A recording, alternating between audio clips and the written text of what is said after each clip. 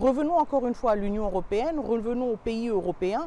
Nous avons, il y a quelques semaines, eu une conférence quand même assez fructueuse à Paris sur les questions humanitaires, sur l'assistance humanitaire dans la région des Grands Lacs.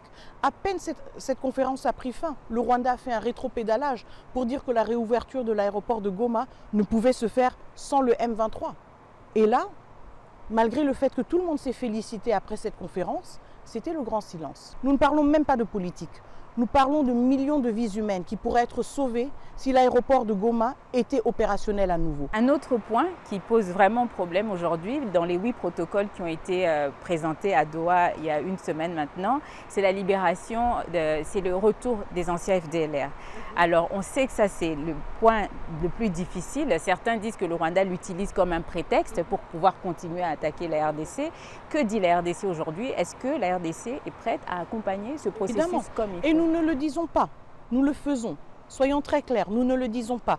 Donc le CONOPS qui a été signé dans le cadre de l'accord de Washington le 27 juin a 2 piliers. Le premier pilier, c'est le pilier qui concerne la neutralisation des FDLR. Le deuxième pilier, c'est le pilier qui concerne le départ des troupes rwandaises de notre territoire souverain.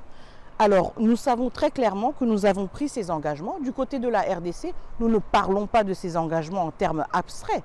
Nous avons lancé un appel aux FDLR de désarmer, de se rendre aux bases de la MONUSCO pour être rapatriés. Ils ont dit que le chemin était obstrué, que c'était difficile pour eux d'atteindre cet endroit-là dans un communiqué il y a quelques semaines. Oui, pourquoi? Parce qu'il y a justement le M23 et les forces armées rwandaises qui contrôlent ce territoire. Si le Rwanda veut vraiment en finir avec les FDLR, ils doivent aussi créer des conditions favorables.